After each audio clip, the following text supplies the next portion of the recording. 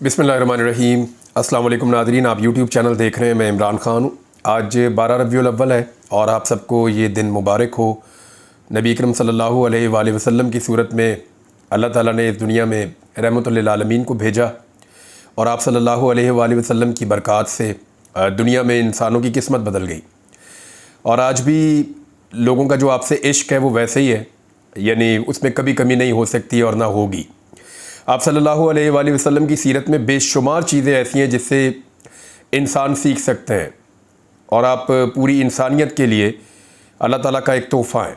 नबी अकरम सल्लल्लाहु अलैहि वसल्लम की ज़िंदगी को अगर हम देखें तो हमें उसमें बहुत सारे सबक मिलते हैं, लेकिन मुझे बहुत मौका मिला आप सल्लल्लाहु अलैहि वसल्लम की सीरत नबी को पढ़ने का उस वक्त जब मैं ठीक नहीं था, उस वक्त जब मैं एक जबरी गुमशुदगी से वापस आया था।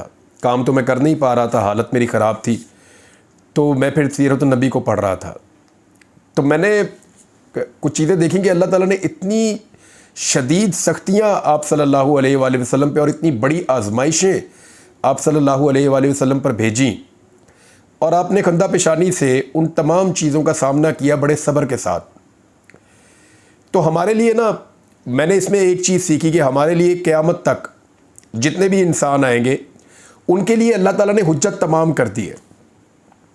यानी हम पे मुश्किल पड़े तो हम गिला नहीं कर सकते, शिकवा नहीं कर सकते। अल्लाह ताला ने अपने सबसे प्यारे अपने महबूब सल्लल्लाहु अलैहि वसल्लम के ऊपर आजमाइशें भेजी हैं, आपके लिए मुश्किलात भेजी हैं। आपने बहुत मुश्किल ज़िंदगी गुजारी है, आसान नहीं थी ना। आप जब पैदा हुए तो आपके वालिद नहीं थे, फिर आप छोटे ही थे, आपकी वालदा का इंतकाल हो गया, फिर बड़े प्यारे दादा थे, उनका इंतकाल हो गया। जब सख्त ज़रूरत थी तो आपके चचा का उस वक्त इंतकाल हो गया, और जब अपनों की ज़रूरत थी तो आपको महसूर कर दिया गया। जो अपने करीबी लोग थे, जो लोग आपकी गवाही देते थे, वो आपके दुश्मन बन गए थे। कितने मुश्किल हालात में आप अपने इलाके से निकले, आपको अपना एरिया छोड़ना पड़ा, अपने मक्का को छोड़ना पड़ा जिससे आप प्यार करते थे। फिर आप एक दूसरी बस्ती में गए, वहाँ पे आपने एक नई शुरुआत की, लेकिन इंसानों की किस्मत बदल कर रख दी। दुनिया की तारीख़ में ऐसा कोई इनकलाब नहीं आया जिसका मवाजना आप नबी अकरम सल्लल्लाहु अलैहि वसल्लम जो इनकलाब लेकर आए उसके साथ कर सकें। आप सल्लल्लाहु अलैहि वसल्लम ने इंसानों की किस्मत ही बदल दी है। तो अब हमारे पास कोई हुज्जत नहीं है, कोई बहाना नहीं है। हम नहीं कह सकते कि हालात बहुत मुश्किल थे इसलिए हम खड़े नहीं रह पाए।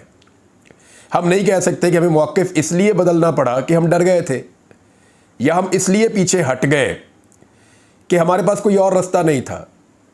क्योंकि हमें कभी भी किसी को भी इतना तंग नहीं किया गया जितना नबी अकरम सल्लल्लाहु अलैहि वसल्लम को सताया गया, और आपने ये फरमाया भी था। तो मेरी आप सबसे एक गुजारिश है, और गुजारिश ये है कि आप उम्र के किसी भी हिस्से में हो और आपका ताल्लुक़ चाहे किसी भी फ़िरके से, किसी भी मज़हब से हो, आप नबी अकरम सल्लल्लाहु अलैहि वसल्लम की सीरत को पढ़िए ज़रूर, और मुख्तलिफ़ राइटर्स की लिखी हुई किताबें पढ़िए। आप सल्लल्लाहु अलैहि वसल्लम दुनिया की वाहिद शख्सियत हैं जिनके बचपन से लेकर आपकी वफ़ात तक तमाम तर वाक़यात को सबसे ज़्यादा लिखा गया है। यानी आपके जो आसपास लोग थे वो आपकी एक एक चीज़ को नोट करते थे, यहाँ तक नोट करते थे कि आपकी दाढ़ी मुबारक में कितने बाल अब तकरीबन सफ़ेद हैं। यहाँ तक नोट करते थे कि आप चलते कैसे हैं, आप बात कैसे करते हैं, आप मुस्कुराते कैसे हैं, आप कपड़े कैसे पहनते हैं, आप नमाज कैसे अदा करते हैं, इबादत कैसे करते हैं, खानगी ज़िंदगी आपकी कैसी है, आप कौन सा काम कैसे करते हैं। तो इतना डिटेल में कभी किसी के बारे में तफसीलात को लिखा नहीं गया। नबी अकरम सल्लल्लाहु अलैहि वसल्लम की सीरत हमारे लिए एक अल्लाह ताला की जानिब से एक तोहफ़ा मौजूद है, और हम सबको उसको पढ़ना चाहिए और उससे मुस्तफ़ीद होना चाहिए।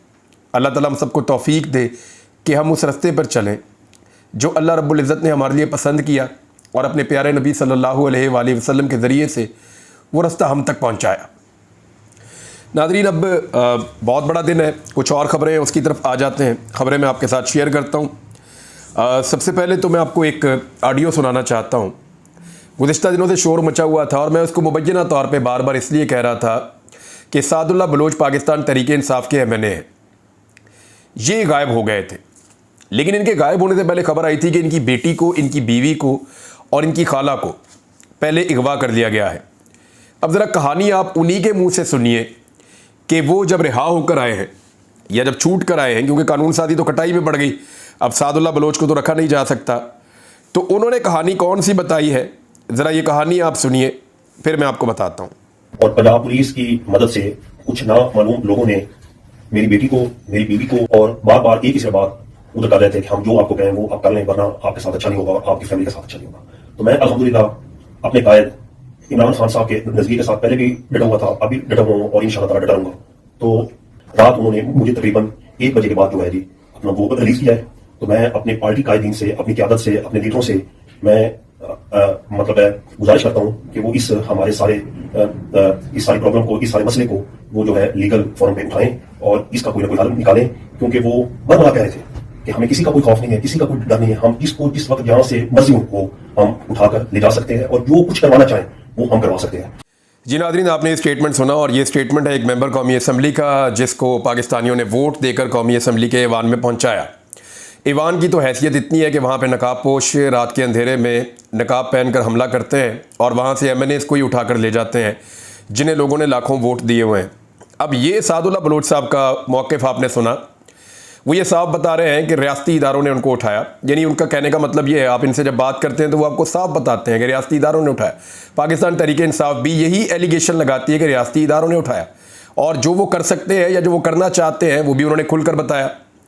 अब काजी फ़ायद ईसा साहब पे आ जाए। आज से ठीक 1 साल पहले काजी फ़ायद ईसा साहब ने हलफ लिया था 17 सितंबर 2023 को। बहुत सारे हमारे सहाफ़ी दोस्त जो हैं वो कहते थे कि काजी फ़ायद ईसा साहब एक इनकलाबी हैं, एक ऐसे जज हैं जो बहुत एंटी एस्टेब्लिशमेंट हैं, एक ऐसे जज हैं जो इंसानी हुकूक की कोई खिलाफ वर्जी कभी बर्दाश्त नहीं करेंगे।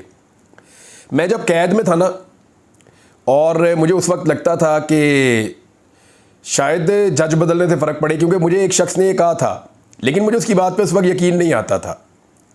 मैं कैद में था, एक दिन मुझे मेरी हालत ख़राब हो गई तो एक बंदा आया और उसका सांवला सा रंग था, उसने नकाब पहना हुआ था, और उसने मुझे आकर कहा कि आपको हम छोड़ देंगे जल्दी ना।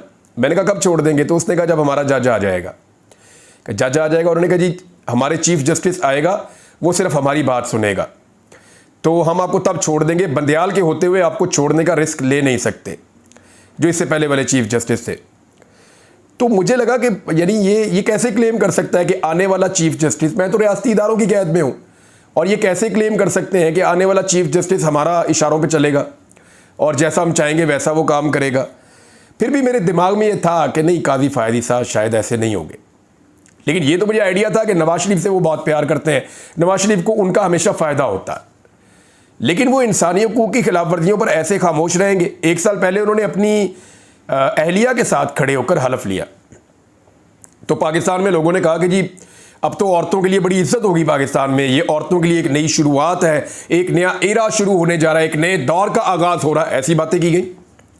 लेकिन फिर उसके बाद उन्होंने देखा औरतों को सड़कों पे घसीटा गया, औरतों को गिरफ्तार किया गया, औरतों के सर पे काला कपड़ा डाला गया, चादर और चार दीवारी का तकद्दुस पामाल किया गया, औरतों से कागजात नामजदगी छीने गए, औरतों के गिरबानों पर हाथ डाला गया, औरतों के कपड़े फाड़े गए, औरतों के ऊपर जुल्म और तशद्दुद किया गया, और औरतों की जीती हुई नशिस्तों पर ताकतवरों ने नताइज तब्दील करके रवायती मर्दों को कामयाब करार दे दिया। यानी वो सारी चीज़ें ख़वातीन के साथ हुई जो सोच रहे थे कि नहीं होंगी। काजी फ़ायद ईसा साहब के ख़िलाफ़ तो पूरी एक वाइट शीट जो है वो जारी होनी, काजी फ़ायद ईसा के ख़िलाफ़ तो पूरा एक वाइट पेपर जो है वो जारी होना है, और मेरी इत्तला के मुताबिक उसकी तैयारी वकला कर रहे हैं। वकला एक वाइट पेपर जारी करेंगे कि काजी फ़ायद ईसा साहब के दौर में कितनी ज़्यादा फस्तायत हुई है। यानी ये MNA क्या बता रहा था अभी कि मेरी बेटी को और मेरी बीवी को अगवा किया गया, किस लिए? कि जनाब अली आपने वोट डालना है। वोट किस लिए डालना है? ताकि यही काजी फ़ायद ईसा जो अपनी बीवी के साथ खड़े होकर हलफ ले रहे थे, इनकी एक्सटेंशन हो सके। यानी लोगों की अगर घर की औरतों पे और बच्चों पे अगवा करने के बाद किसी ने एक्सटेंशन लेनी है या अपनी नौकरी पक्की करनी है, तो क्या फ़ायदा ऐसी नौकरी का? किसकी खिदमत करनी है आपने? ये तो कौम की खिदमत नहीं है। कौम की बेटियां और उनको अगवा किया जाए, MNAs को अगवा किया जाए, MNAs को भेड़ बकरियों की तरह जो है वो हाँका जाए, और काजी साहब को उसमें एक्सटेंशन मिले। मैं हैरान हो रहा हूं कि हमारे बहुत सारे ऐसे दानिश्वर हैं जिनको इस वक्त बात करनी चाहिए इस बात पे कि आईनी तरमीम में कौन सी डकैती मारी जा रही है। कोई इस पे बात नहीं कर रहा कि आईनी तरमीम में इंसानी हुकूक ख़त्म हो रहे हैं। कोई इस पे बात नहीं कर रहा कि आईनी तरमीम के बाद जिसको गायब किया जाएगा उसका कोई वाली वारिस नहीं होगा। कोई इस पे बात नहीं कर रहा कि आईनी तरमीम के बाद सुप्रीम कोर्ट ऑफ पाकिस्तान मौजूदा हुक्मरानों के कंट्रोल में आ जाएगी। कोई इस पे बात नहीं कर रहा कि हाई कोर्ट्स की क्या हालत हो जाएगी। कोई इस पे बात नहीं कर रहा कि बुनियादी हकूक कहां पहुंच जाएंगे। कोई इस पे बात नहीं कर रहा कि हॉर्स ट्रेडिंग कहां पहुंच जाएगी। यानी आईनी तरमीम के अंदर आइन के ऊपर जो डकैती मारी जा रही है, जो आइन के ऊपर हमला किया गया, उस पर कोई बात नहीं कर रहा। पाकिस्तान की तारीख की बदतरीन तरमीम है ये अब तक की। तमाम वकला ये बात कर रहे हैं, कोई इस पे बात नहीं कर रहा। दानिश्वर सारे इस पे बात कर रहे हैं जी मंजूर क्यों नहीं हुई, बंदे क्यों नहीं पूरे हुए, फजलुर रहमान क्यों नहीं माने। यार फिटे मुद्दा ताड़ी साफत दे उत्ते। और पहले आप ये तो देखो कि हो क्या रहा था, कितनी बड़ी डकैती मारी जा रही थी इस मुल्क के अंदर। आईने पाकिस्तान को अमली तौर पे खत्म किया जा रहा था, इंसानी हुकूक नापैद होने जा रहे थे। ये जो कुछ आइन के साथ खिलवाड़ हो रहा था पूरा पाकिस्तान जानता है, उस पर कोई नहीं बात कर रहा कि जनाब डकैती असल में हो, वारदात क्या थी उस पर कोई बात नहीं कर रहा। सारे बात कर रहे हैं कि वारदात कामयाब क्यों नहीं हुई। सारे वारदात कर रहे हैं, अच्छा चलो बात ये कर रहे हैं कि अभी वारदात कामयाब नहीं हुई, थोड़ी देर से बाद हो जाएगी। अभी हम दोबारा कोशिश करेंगे वारदात कामयाब करवाने के लिए। यानी ये इस मुल्क में इस वक्त सहाफत का आलम है। मुझे अच्छी तरह याद है कानूनी केस में मरियम नवाज की गिरफ्तारी हुई थी और एक कानूनी केस में फरियाल तालपुर साहबा की अरेस्ट हुई थी। तो इन लोगों ने इतना शोर मचाया और आज भी ये दोनों खवातीन अपनी जायदादों का हिसाब नहीं दे सकी। बेगुनाह खवातीन को गिरफ्तार किया गया, हिरासत में लिया गया, अगवा किया गया, जो उनके साथ जुल्म किया गया उसके ऊपर कोई जुबान खोलने को तैयार ही नहीं है। और क्या बता रहा है सादुल्लाह बलोच कि पंजाब पुलिस ने सहूलतकारी की है उनकी बेटी को, बीवी को और खाला को अगवा करने के लिए। जो नामालूम अफराद उठाने के लिए आए थे, पंजाब हुकूमत मरियम नवाज की जो है वो सहूलतकार कर रही थी, सहूलतकारी की उन्होंने अपनी पुलिस के जरिए से। ये सारे के सारे इस जुर्म के शरीक हैं। और देखिए पाकिस्तान की एस्टेब्लिशमेंट को एक प्रॉब्लम यह है कि वो ये साबित करना चाहते हैं कि वो सियासत का हिस्सा नहीं है। DGISPR ने यही कहा था ना कि मैं सियासत का हिस्सा नहीं हूं, हमारा इदारा सियासत नहीं कर रहा, फौज का किसी सियासी जमात से ताल्लुक नहीं है, ना हमारा कोई फेवरेट है ना हम किसी के मुखालिफ हैं। लेकिन मुझे ये समझाए एस्टेब्लिशमेंट पाकिस्तान की कि हम बेवकूफ़ हैं। यानी जो लोग आपके बहुत करीब हैं वो आपके बिहाफ के ऊपर आते हैं, आके टीवी पे बैठते हैं, आगे सोशल मीडिया पे बैठते हैं और बैठ के अनाउंसमेंट करते हैं जी कि नई मिलिट्री एस्टेब्लिशमेंट अब ये करने जा रही है, अब ये करने जा रही है, अब वो करने जा रही है, और वो चीजें हो भी रही होती हैं। अब पाकिस्तानी बेवकूफ या तो इनका मुंह बंद करे, यानी एस्टेब्लिशमेंट अगर वाकई चाहती है सिद्ध के दिल से कि वो सियासत से अपने आप को बाहर निकाले, तो सबसे पहले इन बाल बच्चों को खामोश करवाए ना, सबसे पहले इनके मुंह बंद करे कि यार तुम तो मुंह बंद करो, हम लोगों को यकीन दिला रहे हैं कि हम सियासत में नहीं है। तुम जाके ढोल लेके चौक में खड़े हो जाते हो कि नहीं जी नहीं, वो आ रहे हैं जी, फलाना डंडा लेके आ रहा है, फलाना टैंक पे बैठ के आ रहा है, फलाना जो है मारने आ रहा है, वो कुटने आ रहा है, वो ये कर देंगे, वो कर देंगे, वो किसी को कबूल नहीं करेंगे, कोई कबूलियत नहीं है, अवाम जो मर्जी कर ले, सारे मर जाए, मुल्क तबाह हो जाए, कोई फर्क नहीं पड़ता। इस किस्म के स्टेटमेंट वो दे रहे हैं। तो मेरे ख्याल में बजाय इसके कि पाकिस्तान की मिलिट्री एस्टेब्लिशमेंट शिकवा करे उन सहाफ़ियों से जो हकायक सामने ला रहे हैं, उन्हें शिकवा करना चाहिए उन सहाफ़ियों से जो ये अनाउंसमेंट कर रही है गले में ढोल डालकर कि जनाब ये जो कुछ भी हो रहा है ना ये एस्टेब्लिशमेंट कर रही है। यानी फैसल वाडा ने क्या अनाउंस किया, चंद और सहाफ़ियों ने क्या अनाउंस किया, उन्होंने कहा जिनका बिल है वो करवा लेंगे पास।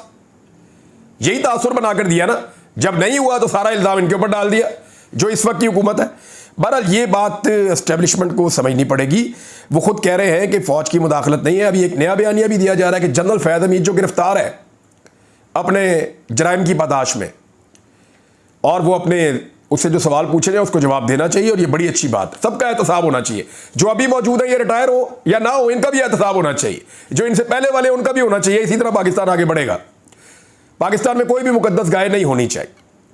लेकिन ये मुंह उठा के अभी लोग कहना शुरू हो गए जी फैज़ हमीद करवा रहे हैं जो करवा रहे हैं। ये जो आईनी तरमीम पास नहीं ना हुई, ये फैज़ हमीद की वजह से नहीं हुई।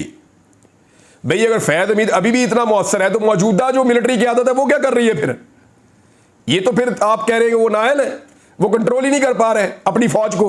एक तरफ आप कह रहे हैं कि फौज गैर सियासी है, दूसरी तरफ आप ये बयानियां भी दे रहे हैं कि नहीं जी वो जो है ना फैज़ हमीद वो अभी तक इन्फ्लुएंस कर रहा है।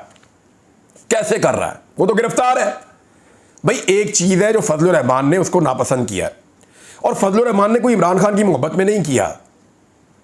पाकिस्तान तहरीक इंसाफ के लोगों ने कोई लालच नहीं दी जाके फजलुर रहमान साहब को मैं अच्छी तरह जानता हूं, एक इजाफी सीट उन्होंने मांगी है खैबर पख्तूनख्वा में सेनेट की उनके लोगों ने, तो तहरीक इंसाफ ने हामी नहीं भरी अभी तक। उन्होंने कहा जी जो आपके साथ वादा था उसी तरीके से हम चलेंगे, इससे ज्यादा हम नहीं दे सकते, आपका इससे ज्यादा मौलाना साहब शेयर नहीं बनता। तहरीक इंसाफ की कहीं हुकूमत नहीं है, वो कुछ और दे नहीं सकते, केपी में वो कुछ दे नहीं रहे, तो फजलुर रहमान साहब के साथ सौदेबाजी कोई नहीं की तहरीक इंसाफ ने। उन्होंने दिखाया कि देखें फजलुर रहमान साहब, जो आपकी सियासत का बेड़ा गर्क हो गया ना, ये बाकी भी आपकी सियासत बढ़ जाएगी अगर आपने ये कानून पास करवा दिया, और कल को ये सारा नजला आप पर गिरेगा। आप सियासी लोग हैं, आज आप हुकूमत में हो सकते हैं, आप हमेशा हुकूमत में नहीं रहेंगे। ये जो कवानीन बनने जा रहे हैं, ये इंसानी हुकूक खत्म हो जाएंगे, सियासतदानों के हुकूक खत्म हो जाएंगे, और आप सारे के सारे इसके नरगे में आ जाएंगे। और मैं आपको अब एक बात बताता हूं, ये थोड़े अरसे के बाद खुलेगी। पाकिस्तान पीपल्स पार्टी के और PMLN के अपने लोगों ने, वो लोग नहीं जो इस वक्त फार्म 47 के ऊपर जाकर बैठे हुए हैं और जो लोग इस वक्त इंजॉय कर रहे हैं, नहीं, कुछ सियासी दिमाग भी हैं, हर पॉलिटिकल पार्टी में होते हैं। उन्होंने भी फजलुर रहमान साहब को पैगाम भिजवाया हाथ जोड़ के कि अल्लाह का वास्ता ये तरमीम पास ना करवा दीजिएगा। मौलाना साहब, हम अपनी जमात की पॉलिसी से खुद तो इख्तलाफ नहीं कर सकते, लेकिन हमारी वाहिद उम्मीद आप है, मेहरबानी करें हमें इससे बचाएं, ये जो शब खून मारा जा रहा है आइन के ऊपर। तो जनाब ये है वो चीज़ जो हुई है। एमन वली खान ने तो खुदकुशी कर ली है एक तरह से, यानी उन्होंने बादशाह खान का जो नज़रिया है, या बादशाह खान की जो अपनी सियासत या उनका नज़रिया है, उसको शारा दस्तूर पे एमन वली खान ने बेचा है। और अब वो सिर्फ अपनी ज़बान की गंदगी से सियासत करने की कोशिश करेंगे तो क्या कामयाब हो जाएंगे? इसको गाली दे, उसको गाली दे। आपने गौर किया है कि एमन वली खान जब फौज के बारे में बुरा भला कहते हैं तो कोई रिएक्शन नहीं आता, क्यों पता है? इंपैक्ट ही कोई नहीं, फर्क ही नहीं पड़ता। लेकिन जब पाकिस्तान तहरीक इंसाफ का कोई बंदा उसका 10% भी बोलता है तो पर्चे भी होते हैं, बंदे भी गिरफ्तार होते हैं, पता है क्यों? इंपैक्ट होता है, फर्क पड़ता है, लोग बात को गौर से सुनते हैं। तो एमन वली खान साहब जितना मर्जी चलाएं, चाहे फौज को बुरा भला कहें, चाहे इदारों को बुरा भला कहें, कोई इन पे पर्चा नहीं करेगा, कोई इन्हें गिरफ्तार नहीं करेगा। वजह यह नहीं है कि कोई डील हुई है, वजह सादी है, कोई फर्क ही नहीं पैदा, जो मर्जी कहता है। अभी लोगों ने माननी नहीं, सुननी नहीं लोगों ने। तो यहां तक इन्होंने अपनी सियासी औकात को अपनी हरकतों से पहुंचा दिया है। कुछ आम चीज़ें आपको मैं और भी बताता हूँ, लेकिन बाद में अगले वीलॉग में। अब तक के लिए इतना ही, अपना ख्याल रखिएगा, अपने चैनल का भी। अल्लाह हाफ़िज़।